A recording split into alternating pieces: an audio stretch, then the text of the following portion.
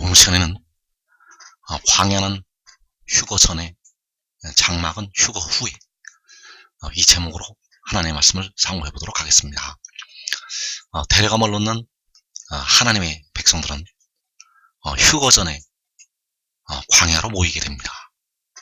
그리고 휴거 후에 바로 그 장막으로 들어가게 되겠습니다. 그래서 광야는 휴거 전에 가게 되고 장막은 휴거 후에 들어가게 된다는 것을 이 시간에 말씀을 통해서 살펴보도록 하겠습니다. 먼저 우리가 알아야 될 것이 이사야 선지자는 광야를 중심으로 예언을 하였습니다. 이사야 선지자의 그 예언의 주된 지역이 바로 이 광야가 되겠고, 이 광야를 중심으로 이사야 선지자는 예언을 하나님의 지시에 따라서 하게 되었습니다. 그리고 사도 요한은 하늘의 장막을 자세하게 예언을 하였습니다. 그래서 이사야 선지자가 광야를 주로 예언을 하였는데, 그 광야가 역시 시온산이 되겠습니다. 이 광야는 하늘에 있는 광야를 말하는 것이 아니라 이 땅의 광야를 말씀을 하고 있고, 이 땅의 광야에 바로 시온산이 건설이 됩니다. 그래서 이 시온산에서 휴거 전에 백성들이 이 광야로 모이게 됩니다. 그리고 요한계시록에서는 하늘의 장막을 자세하게 말씀을 하였는데, 바로 이 하늘의 장막이 역시 시온산이 되겠습니다. 그래서 이사야가 예언을 하고 있는 광야는 계시록 7장과 계시록 11장에서 이 광야가 이루어지게 됩니다. 이 이사야가 예언하는 광야는 요한계시록 7장과 요한계시록 11장에서 이루어지게 되는데, 그 11장에서 전 3년반이 끝나는 날에 바로 한 일의 절반에 이사야가 예언을 한 그 광야는 파괴가 됩니다. 그래서 이 땅의 많은 백성들이 이때를 천년왕국으로 생각을 하고 있는데, 천년왕국이 아니라 바로 요한계시록 7장에서 이 광야가 이루어지게 된다는 것. 그래서 이사야 32장 11절에서 그 숲은 우박에 상하고 성읍은 파괴되리라. 자, 이 말씀이, 그 숲은 우박에 상하고 성읍은 파괴가 된다는 말씀이 바로 한 일의 절반에 이사야가 예언을 한 그 광야가 파괴가 될 것을 말씀을 한 것이 되겠습니다. 여기서 말하는 그 숲은 바로 이사야 35장에서 그 무성하게 피어나는 그 광야를 말씀을 하고 있는 것이 되겠는데, 그 숲이 우박에 상하고 그 성읍이 파괴가 된다는 것. 그래서 전 3년반이 끝나는 날에 짐승이 올라와서 이 광야에 건설이 됐던 시온산을 파괴를 시키게 됩니다. 그리고 요한 사도를 통해서 말씀하신 하늘의 시온산, 이 시온산은 이제 영원토록 세워지게 됩니다. 그래서 계시록 21장 3절에서 내가 들으니 보좌에서 큰 음성이 나서 이르되 보라, 하나님의 장막이 사람들과 함께 있으며 하나님이 그들과 함께 계시리니. 자, 여기서 하나님의 장막이 사람들과 함께 있다고 말씀을 하고 있고, 하나님이 그들과 함께 계신다고 말씀을 하고 있습니다. 그래서 이 하나님의 장막이 바로 하늘의 장막이고 시온산이 되겠고 영원토록 세워지게 되겠습니다.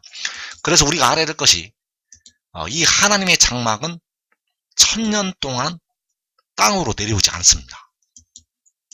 여기서 말씀하시는 이 장막은 1000년 왕국 시대에 이 땅으로 내려오지 않는다는 것. 그래서 1000년의 세월을 하늘에서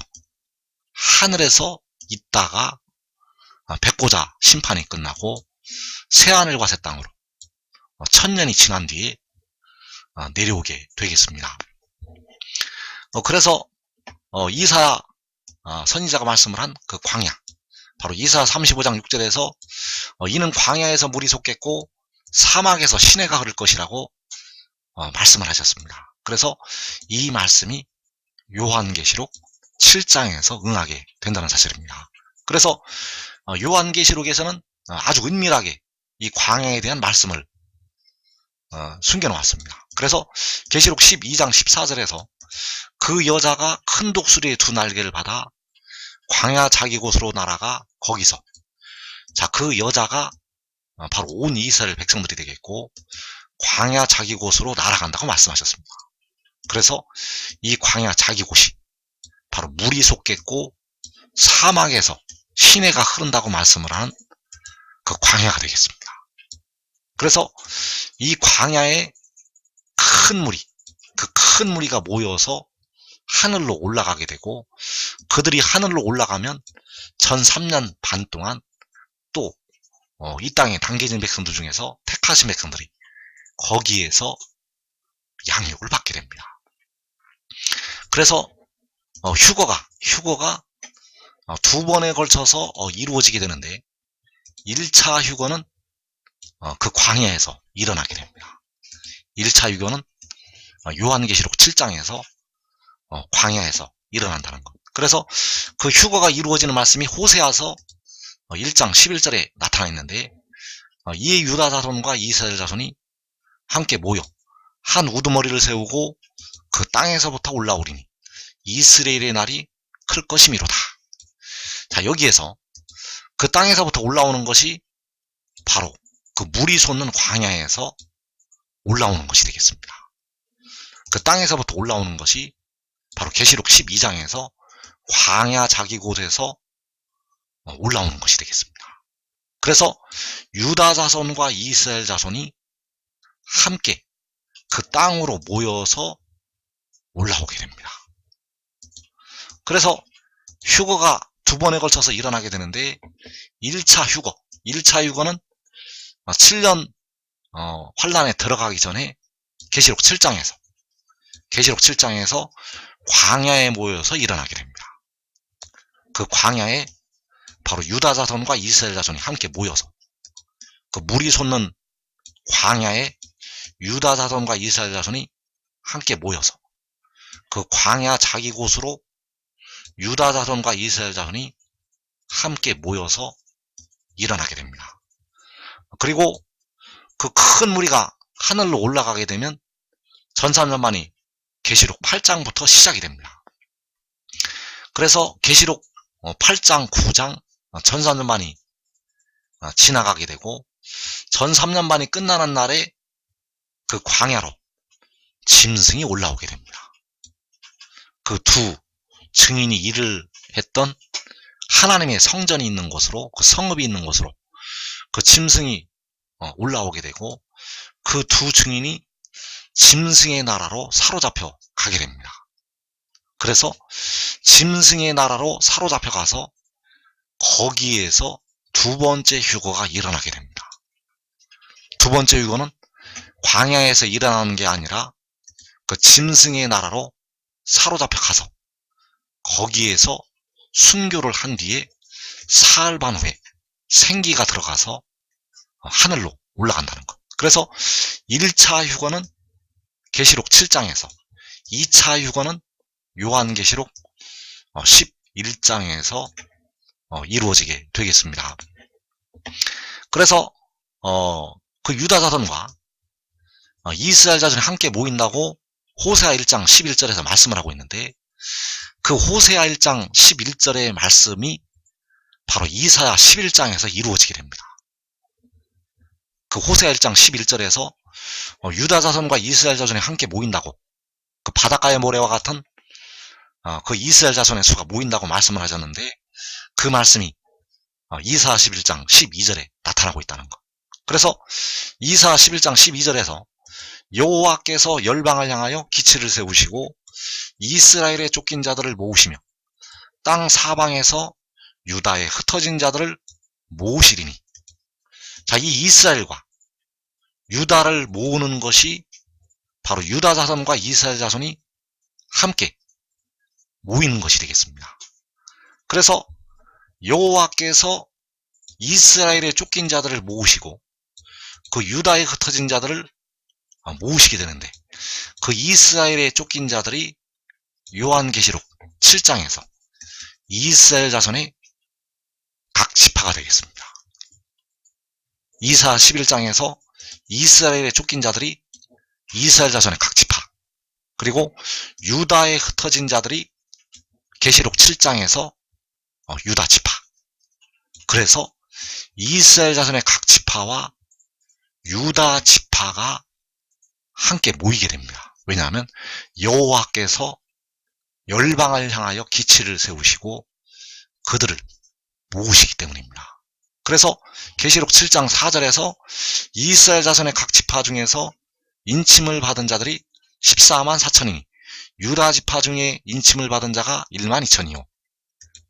그래서 이 인침을 받는 이 백성들이 바로 함께 모이는 유다 자손과 이스라엘 자손, 호세아 1장 11절에서 이 인침을 받는 이 각 지파들이 바로 유다 자손과 이스라엘 자손이 되겠고, 역시 이사 11장 12절에서 여호와께서 모으시는 이스라엘에 쫓긴 자들이 되겠고, 여호와께서 모으시는 유다에 흩어진 자들이 되겠습니다. 그래서 이들이 모인다는 것을 우리가 꼭 알아야 되겠습니다. 바로 요한계시록 7장에서 휴거가 되기 전에 유다 지파와 이스라엘 자손의 각 지파가 함께 모인다는 것. 그래서 함께 모일 때 여호와께서 열방을 향하여 기치를 세우시게 됩니다. 열방을 향하여 이 기치, 바로 모세가 광야에서 뱀을 든 것 같이 이 깃발을 세우시게 됩니다. 그래서 이 깃발을 세우시고 유다 자손과 이스라엘 자손을 하나님께서 모으시게 된다는 것. 그래서 그 모이는 수가 바닷가의 모래와 같다고 말씀을 하고 있습니다. 호세아 1장 10절에서 이스라엘 자손의 수가 바닷가의 모래같이 되어서 헤아릴 수도 없고 셀 수도 없을 것이며, 자, 이 이스라엘 자손의 수가 바닷가의 모래와 같다고 하였습니다. 바닷가의 모래와 같이 헤아릴 수도 없고 셀 수도 없는 수가 모이게 됩니다. 그래서 14만 4천은 바닷가의 모래와 같은 수가 되겠습니다. 그래서 사람의 수가 아닙니다. 바닷가의 모래는 14만 4천 개만 있는 것이 아닙니다. 그 바닷가의 모래는 14만 4천 개만 있는 것이 아니라는 것. 그래서 헤아릴 수도 없고 셀 수도 없을 것이라고 말씀을 하셨다는 것. 그래서 그 바닷가의 모래와 같은 백성들이 모이게 되는데, 그때가 바로 이사 11장 10절에서 열방이 그에게로 돌아오는 때가 되겠습니다. 열방이 그에게로 돌아오리니 그가 거한 곳이 영화로우리라. 그래서 이 그에게로 돌아오는 열방이 바로 바닷가의 모래와 같은 이스라엘 자손들이 되겠습니다. 바닷가의 모래와 같은 이스라엘 자손이 그에게로 돌아오는 열방이라는 것. 그래서 계시록 7장에서 이 일 후에 요한이 보니 각 나라와 족속과 백성과 방언에서 아무도 능히 셀 수 없는 큰 무리가 나와. 자, 이 아무도 능히 셀 수 없는 큰 무리가 바로 바닷가의 모래와 같은 이스라엘 자손들이 되겠습니다. 바닷가의 모래와 같은 이스라엘 자손의 각 지파, 바로 그에게로 돌아오는 열방이 되겠습니다. 그래서 그에게로 돌아오는 열방이 그 광야에 모여서 하늘로 올라온 모습이 바로 그 종려가지를 들고 보좌 앞에 나타나는 그 셀 수 없는 큰 무리가 된다는 사실입니다. 그래서 계시록 7장에서 그에게로 돌아오는 열방이 바로 능히 셀 수 없는 큰 무리가 되겠고, 바로 이들이 바닷가의 모래와 같은 이스라엘 자손의 수가 되겠고, 이들이 요한계시록 7장에서 모이게 됩니다. 이 셀 수 없는 큰 무리가 요한계시록 7장에서 모인다는 것. 그래서 그가 거한 곳이 영화롭다고 할 때 그가 거한 곳이 바로 그 광야가 되겠고, 광야 자기 곳이 되겠고, 그 땅에서부터 올라온다고 말씀을 하시는 그 땅이 되겠습니다. 그래서 그 땅으로 이 바닷가의 모래와 같은 이스라엘 자손들이 요한계시록 7장에서 모이게 됩니다. 그 땅에서 올라온다고 할 때 그 땅으로 이 바닷가의 모래와 같은 셀 수 없는 이스라엘 자손이 모이게 된다는 것. 그래서 그 모일 때 여호와께서는 열방을 향하여 기치를 세우신다고 말씀을 하고 있고, 호세아 1장 11절에서 그 한 우두머리를 세우고 그 땅에서부터 올라온다고 말씀을 하셨습니다. 그래서 그 한 우두머리가 그 열방을 향하여 세우시는 기치가 바로 요한계시록 10장에서 구름을 입고 하늘에서 내려오는 그 천사가 되겠습니다.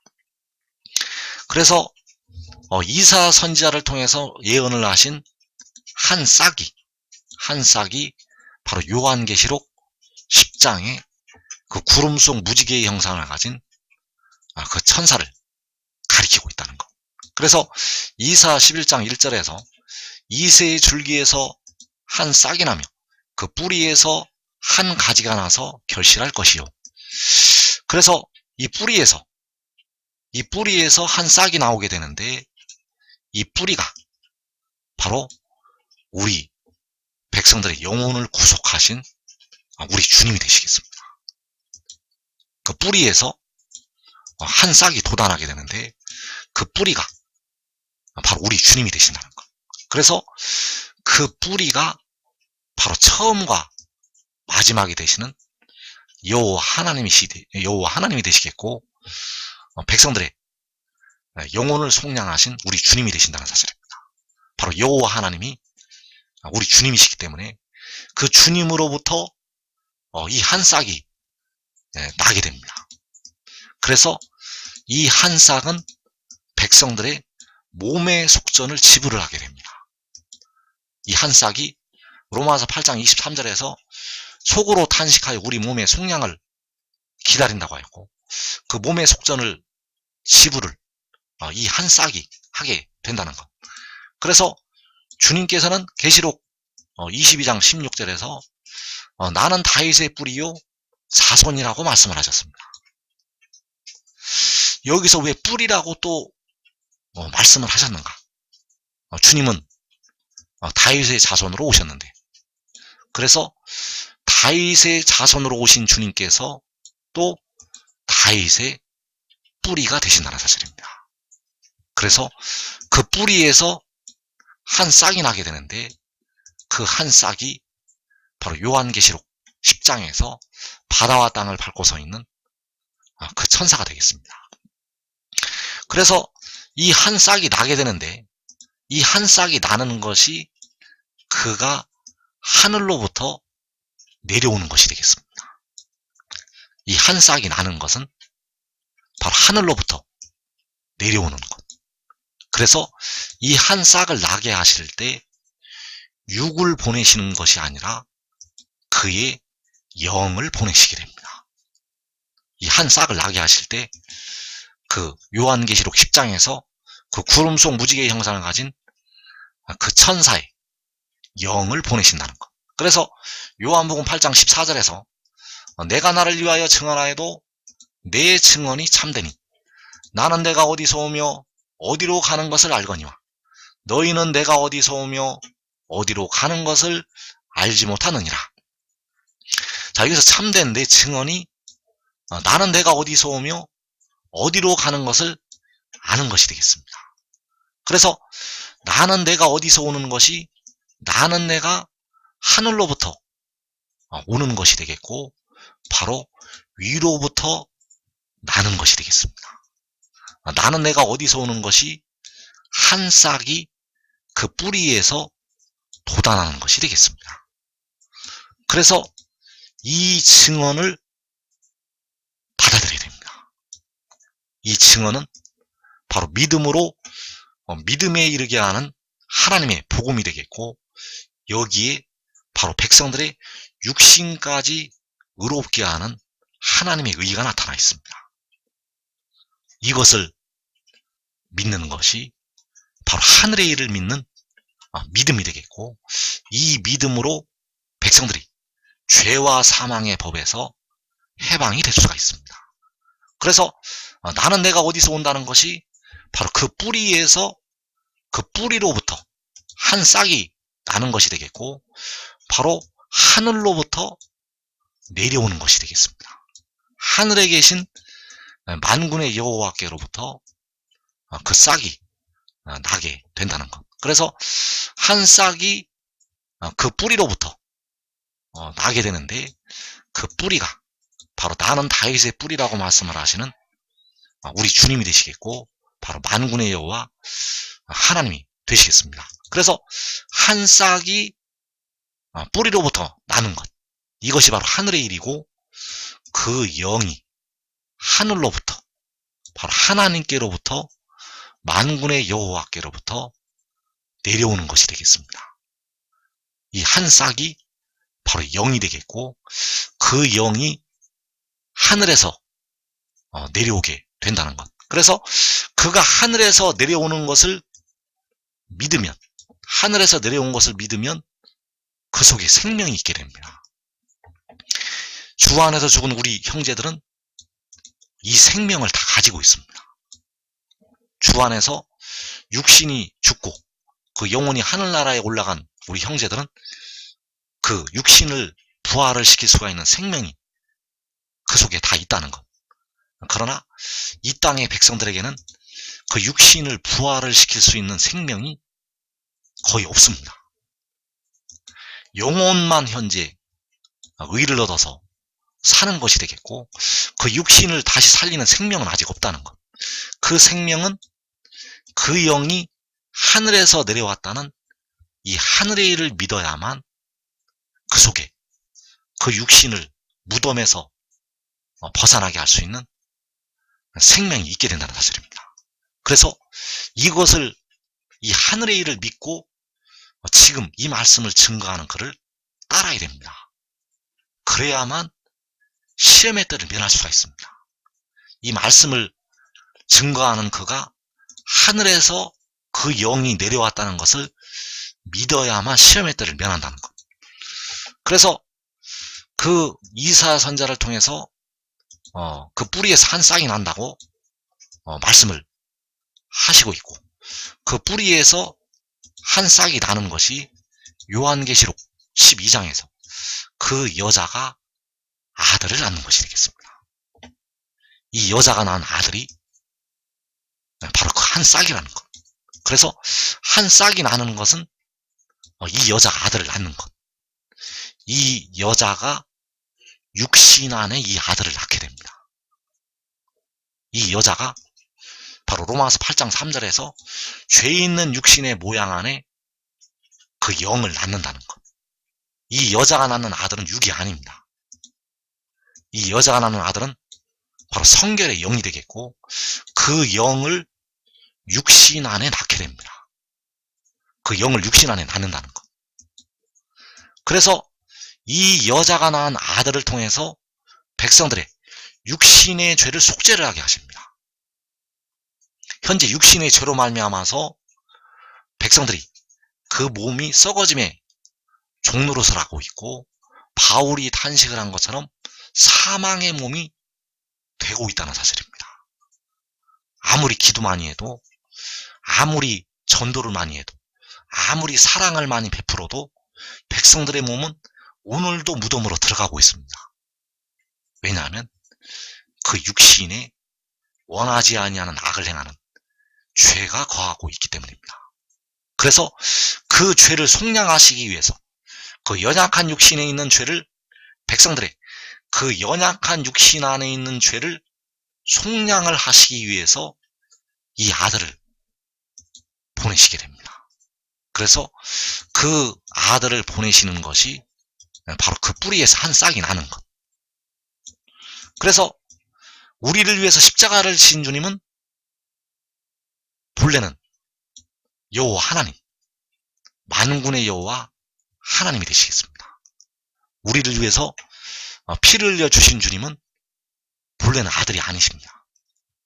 본래는 아들이 아니시라 바로 여호와 아버지가 되신다는 것. 그래서 뿌리가 되시는 그 주님께로부터 이 한 싹이 나게 되고, 그 한 싹이 바로 계시록 12장에서 여자가 낳은 아들이 되겠습니다. 그래서 그 여자가 낳은 아들이 바로 요한복음에서 말씀하는 생명의 떡이 되겠습니다. 그 여자가 낳은 아들이 바로 이 생명의 떡. 그래서 요한복음 8장 50절에서 이는 하늘에서 내려오는 떡이니 사람으로 하여금 먹고 죽지 아니하게 하는 것이니라. 나는 하늘에서 내려온 살아있는 떡이니 사람이 이 떡을 먹으면 영생하리라. 내가 줄 떡은 곧 세상의 생명을 위한 내 살이니라. 자, 여기에서 나는 하늘에서 내려온 살아있는 떡. 자, 그가 하늘에서 내려온 것이 그 뿌리에서 한 싹이 난 것이 되겠습니다. 그가 하늘에서 내려온 것이 그 뿌리에서 한 싹이 난 것. 그래서 사람이 이 떡을 먹으면 영생하리라. 자, 이 떡을 먹는 것이 그가 하늘에서 내려왔다는 것을 믿는 것이 되겠습니다. 이 떡을 먹는 것이 그가 하늘에서 내려왔다는 그의 증언을 받아들이는 것이 되겠습니다. 그래서 육신을 살리는 방법은 따로 있습니다. 현재까지 영혼을 살리는 법은 바로 십자가의 죽으심과 부활을 믿어서 그 영혼을 살리시게 되었고, 육신을 살리시는 방법은 따로 있다는 것. 그 육신을 살리시는 방법은 바로 믿음으로 믿음에 이르게 하는 것이 되겠고, 그 육신을 살리는 방법은 바로 하늘의 일을 믿는 믿음이 되겠습니다. 이제 이 믿음을 여실 때는 영혼도 이 믿음으로 살리시게 됩니다. 이제 영혼과 육신을 다 이 믿음으로 살리시게 된다는 것. 그래서 이것을 믿는 백성들에게 장차 피와 물이 뿌려지게 된다는 사실입니다. 그래서 그가 줄 떡이 바로 세상의 생명을 위한 그의 살이라고 말씀하셨습니다. 그래서 내 살은 육이 아니라 영이 되겠습니다. 내 살은 육이 아니라 영이라는 것. 그래서 그 영이 내가 하늘에서 내려왔다는 말씀이 되겠습니다. 내가 하늘에서 내려왔다는 이 말씀이 바로 내 살이라는 것. 그래서 그가 하늘에서 내려왔다는 것을 받아들이고 깨닫고 믿어야 됩니다. 그러면 이 떡을 먹는 것이 되겠고, 그 속에는 영생을 할 수가 있는 생명이 있게 됩니다. 그 속에 생명이 있게 된다는 것. 눈에 보이지 않지만 그가 영생을 누릴 수 있는 생명이 그 속에 있게 됩니다. 그래서 주 안에서 죽은 우리 형제들, 그들은 하늘에 올라가서 이 떡을 다 먹게 되었습니다. 왜냐하면 이 떡이 이기는 자에게 주시겠다고 말씀을 하신 감추었던 만나이기 때문입니다. 그래서 여러분들이 지금 이 떡을 먹을 수가 있습니다. 육신이 죽지 않고, 육신이 죽어서 그 영혼이 하늘나라에 가지 않고 지금 이 떡을 먹을 수가 있다는 걸. 그래서 이 떡이, 이 말씀을 증거하는 자가 하늘에서 내려왔다는 것이 되겠고, 이것이 바로 그의 살이라는 사실입니다. 그래서 한 싹이 바로 하늘에서, 하늘로부터, 위로부터 내려오는 생명의 떡이 된다는 사실. 그래서 이 생명의 떡을 지금 먹어야 됩니다. 지금 먹고 그의 종이 되는 자들, 바로 의의 종이 되는 자들은 이 땅에 시험의 때를 면하게 됩니다. 지금 이 떡을 먹고 그를 따르는 자들은 요한계시록 6장에서 4분의 1이 죽임을 당하는 그 환난을 자기와 자기의 가족들이 면하게 될 것입니다.